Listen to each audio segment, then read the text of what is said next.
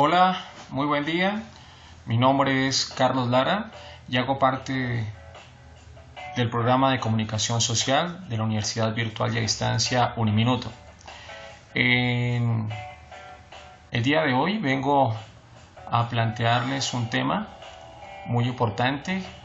que he denominado la comunicación juvenil, lenguaje soez y violento reiterativo de la narrativa televisiva de las producciones colombianas. Tras la inquietud que produce el que las nuevas generaciones modifiquen el lenguaje, se plantearon algunos cuestionamientos para vislumbrar cuál puede ser la influencia de la televisión para este caso, y de ser así, por qué este medio continúa manejando determinados esquemas en los libretos de algunas de sus producciones, a sabiendas del daño que puede causar en la comunicación de la sociedad. Teniendo en cuenta esto, entonces se plantearán 4 puntos que son el lenguaje soez, la narrativa televisiva, la violencia y comunicación y el ser joven hoy. A pesar de que siempre se ha considerado que el lenguaje de la vida cotidiana de los jóvenes es algo muy común por su edad, la comunicación de los adolescentes, en la mayoría de ellos hoy día, no es bien apreciada por la sociedad en general, dado el uso en su cotidianidad de vocablos que pareciesen deteriorar la belleza de la lengua castellana.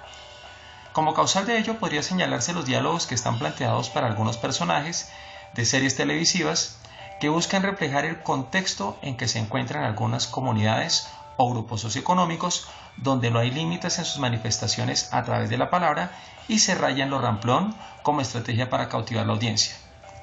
Indudablemente, la televisión ha sido uno de los grandes avances tecnológicos en la evolución de la humanidad y masificador de la atención de las personas por excelencia. Ha permitido que la sociedad esté al tanto de lo que ocurre en su entorno, promueve la cultura, recrea y acompaña a quienes se conectan con su transmisión al fijar su mirada en la pantalla. Pero no se justifica que también se convierta en el medio para deteriorar el uso del lenguaje. Bien está en que se masifique el arte de la palabra, pero no de forma desmedida e inconsecuente. Cuando hablamos del lenguaje soez, en los jóvenes se encuentran términos como entuque, pirobo, lámpara, ficti, garbimba, miñero, chimba, boleta, gonorrea, en la mala, malmirado, la vuelta, perra, marica, farándula, lata, chirri, paila, visaje, el coroto o la luca, entre otros términos, que son los que se suelen escuchar en boca de muchos de los jóvenes en la actualidad sin distingo de clase social o contextos en particular. Lo más sorprendente es que en muchos de los casos pareciesen términos agresivos u ofensivos y resultan ser, en algunos casos, más fraternales y afectuosos de lo que parecen. Más allá de escandalizar o confundir a las personas mayores este lenguaje, que podría pensarse como una normal reconfiguración de la comunicación entre las nuevas generaciones, inquieta por la forma como se vocaliza, tendenciosamente siendo una remembranza de sujetos que se consideran habitantes de calle o en condición de indigencia.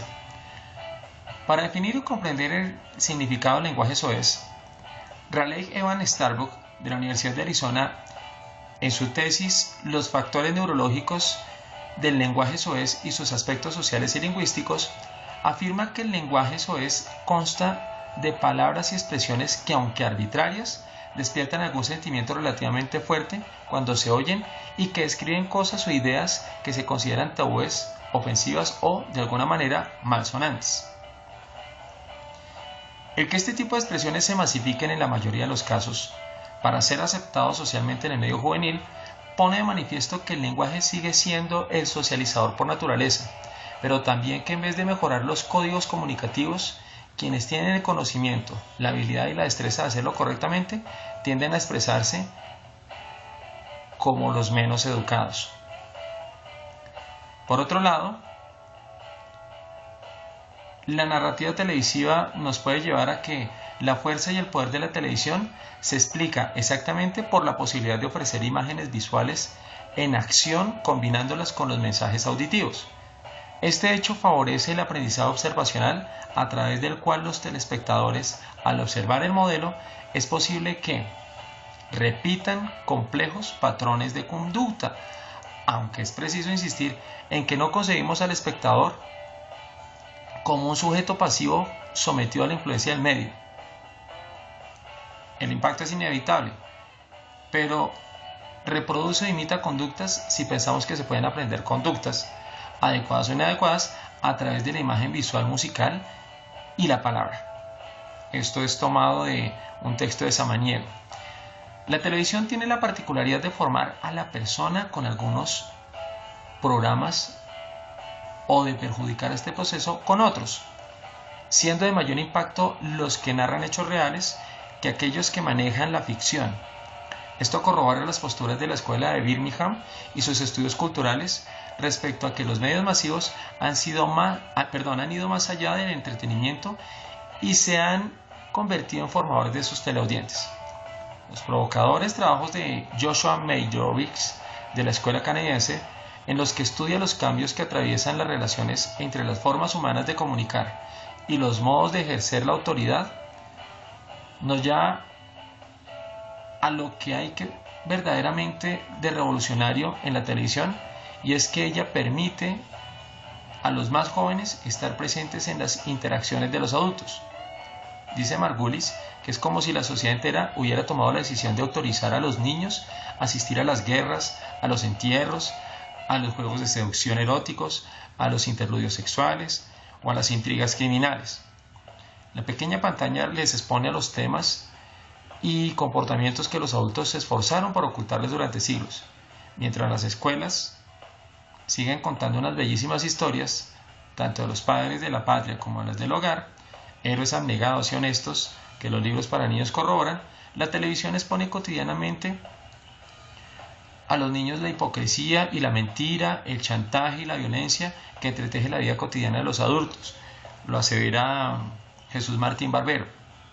Lo paradójico de todo esto es que la televisión se vanagloria de haber sido pionera en darle punto final a tabúes que impedían poner en evidencia situaciones que en otro momento eran consideradas atrevidas, como un lenguaje regulado, con un lenguaje muy regulado, y ahora sin tapujos presentan realidades con palabras y frases vulgares, argumentando que es el contexto actual, reflejando la cotidianidad social.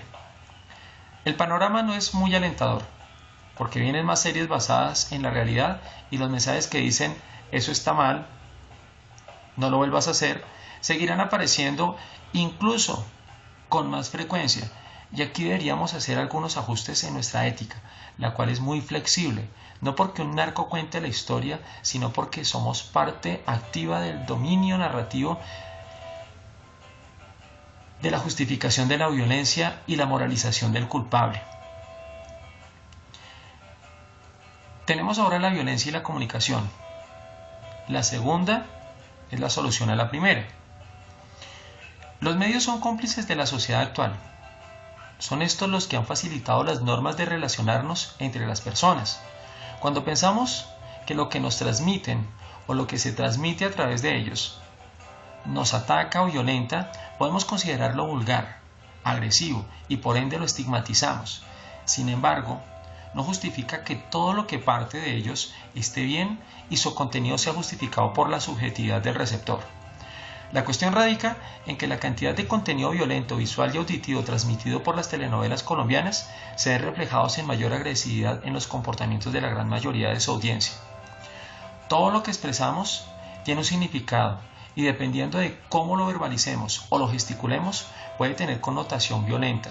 muchas veces con propósitos claros y evidentes que llegan a lastimar significativamente.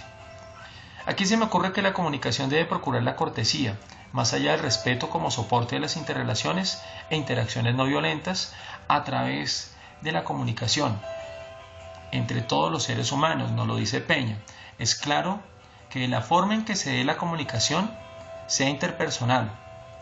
o como receptores desde la unilateralidad de la televisión, se tejen los vínculos que movilizan la socialización de los sujetos. Para terminar, el ser joven hoy. ¿Qué es el ser joven hoy? Al joven de hoy lo define el espacio y el tiempo en que éste se moviliza y se asume como tal. La industria cultural se encarga de moldearlo, reforzando en ellos la irreverencia y una supuesta independencia y autonomía que se traduce en quitarles a los padres la potestad que tienen sobre sus hijos, para convertir a las nuevas generaciones en títeres de la acción mediática. Se legitiman las estrategias comunicativas de la televisión que definen lo que es ser joven hoy de manera oficial para las nuevas audiencias y se pongan en entredicho los principios y valores legados en el hogar. A esto se suman estrategias como la música con contenidos que aborregan y modas en el vestir que pareciera que no hay libre decisión, sino que se busca uniformar acorde a los criterios que de temporada en temporada van determinando la imagen que se debe tener acorde a lo que se transmite a través de la pantalla.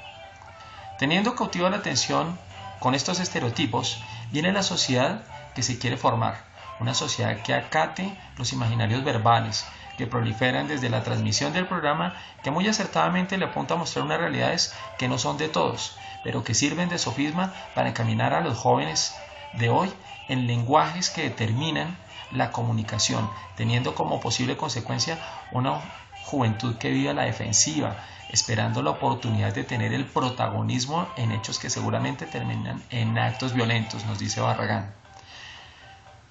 En conclusión,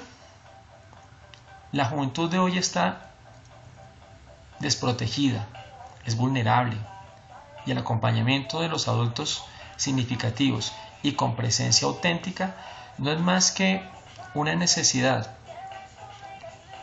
insatisfecha de ellos que pide a gritos amordazados por la televisión que sean atendidos para sobreponerse a este flagelo que deteriora los cimientos de su futura sociedad. De ahí la importancia que se haga un análisis al lenguaje de los contenidos de las producciones televisivas que se transmiten a diario y que tan pertinentes son para la formación de los jóvenes de hoy. No siendo más, me despido de ustedes. Una vez más, soy Carlos Lara. Hasta la próxima.